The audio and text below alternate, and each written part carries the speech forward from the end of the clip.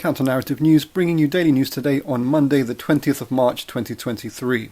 First of all, happy Newroz to all our audiences, mainly in the Kurdish, Iranian and Afghan communities, celebrating a wonderful Happy New Year. May the coming year be another year of rejuvenation, of successes, of love, of connection, solidarity, and a celebration of life. We wish you all the best. Straight to news from South Africa. Led by the radical socialists, anti-imperialist grassroots movement, the economic freedom fighters, there has been a national shutdown today in South Africa that's largely successful. It's a one-day shutdown in protest against the ongoing corruption and capitalist dysfunction of the society and state, leading to frequent daily electricity cuts for everyone in society, including health clinics and schools, etc., and demanding that Ramaphosa, the president, steps down around all the corruption and intrigue that he's been involved in.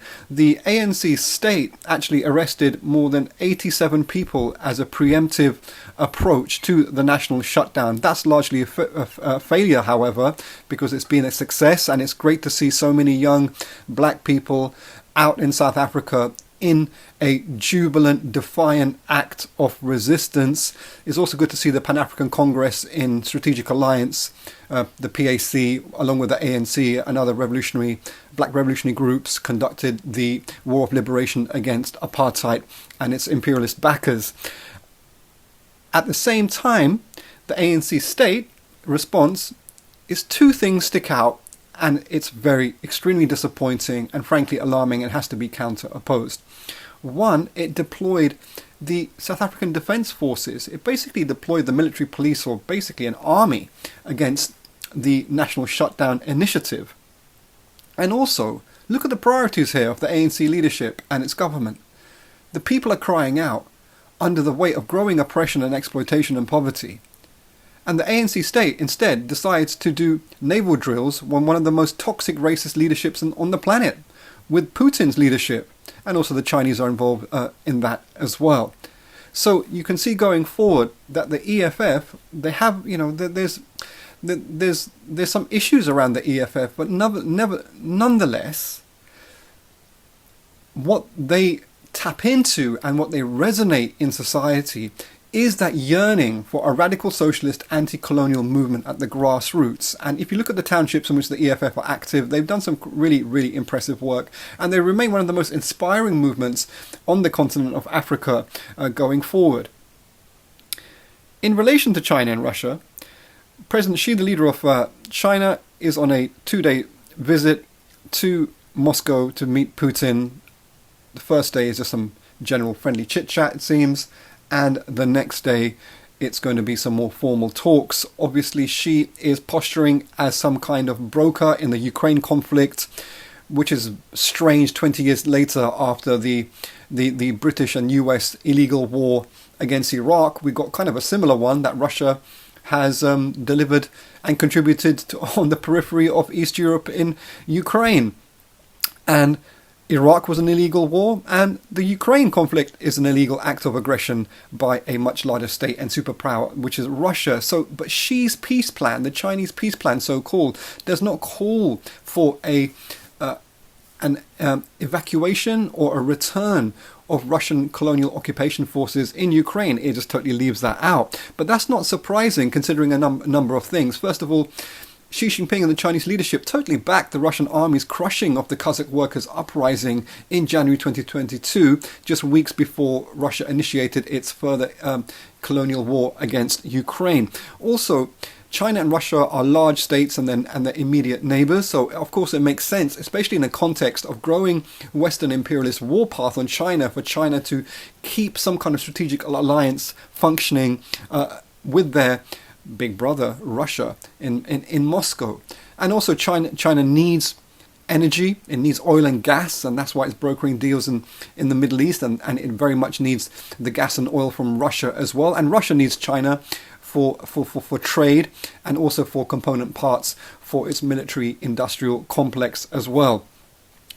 But all of that is the case, okay, but as Xi meets Putin in Moscow, 8 Chinese nationals have been killed in a town in the Central African Republic of Bambari.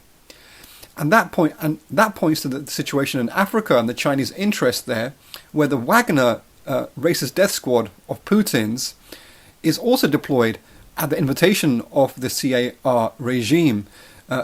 And it remains to be seen whether Wagner can do anything in defense of Chinese investments in Africa. It seems all that it likes to do is conduct racist massacres, blame it all on terrorists in a very war on terror type of posture, and then loot Africans' mineral wealth and the wealth of their labour. About the Iraq War, it's the 20th anniversary. Would point you to our series of special episodes on the 20th anniversary of that very sad development that took place. And there's been some interesting opinion pieces in the newspapers by George Monbiot and Jonathan Steele. And George Monbiot is bemoaning the fact, I mean, he's correct to say that the International Criminal Court keeps targeting in a racist and in a colonial manner against African leaders, as if no other crimes against humanity happens around the world, and not least by George Bush Jr. and Tony Blair in the horrific quote-unquote illegal war against Iraq.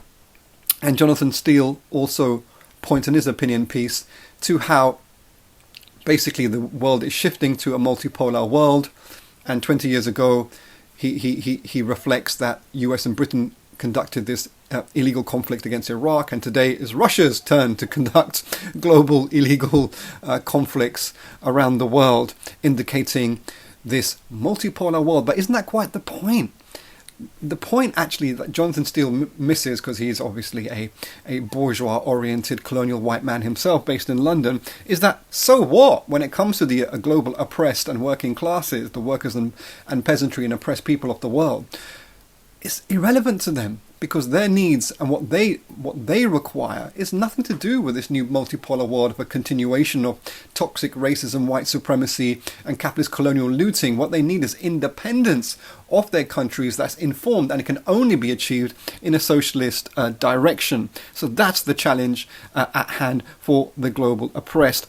Going again to staying in Central Africa somewhat is the senior minister from the British far-right Tory regime, Suella Braverman, who's notorious in her racist weaponization strategically in the far-right culture war, in creating a false enemy amongst liberals and all the rest of it. It's just a mechanism to facilitate the global colonial looting of her immediate colleagues in the city of London and elsewhere. She's on a current visit to Kigali in Rwanda to double down on her far-right expulsion policy, which makes anyone trying to seek asylum in Britain through quote-unquote unofficial routes, it's going to just ban them from being allowed to apply for asylum, and instead she wants to deport loads of them to Rwanda. And in that she's given over £100 million for the project, but really it's going to cost a lot more than that. She's there cackling away, laughing away, trying to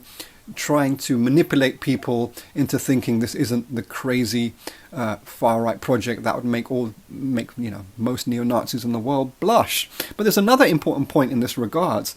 In going to Kigali in Rwanda, she's also backing one of the most reactionary, anti-people, pro-imperialist states on the African continent, which is Paul Kagame's Rwanda. What is Rwanda implicated in? Which all the world knows. In sending thousands of death squad members, not least the M23, into the mineral-rich state of the Democratic Republic of Congo, and in so doing creating mass sexual assault and rape and death and killing and injury and torture.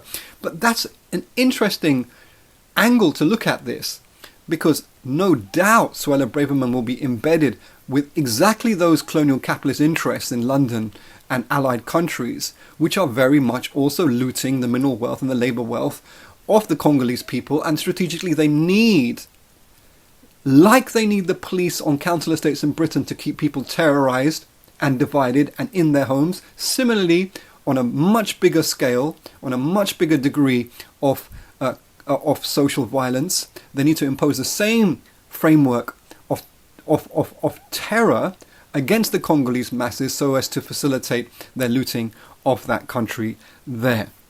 That was Counter Narrative News. Please do follow our YouTube channel. Loads of Fantastic videos are uploaded every day. We are growing from strength to strength. Many thanks to all our supporters. Please do continue liking, sharing and commenting. Do encourage your friends and contacts to subscribe to our YouTube channel and follow us on Twitter at @counter_CNN. Many thanks.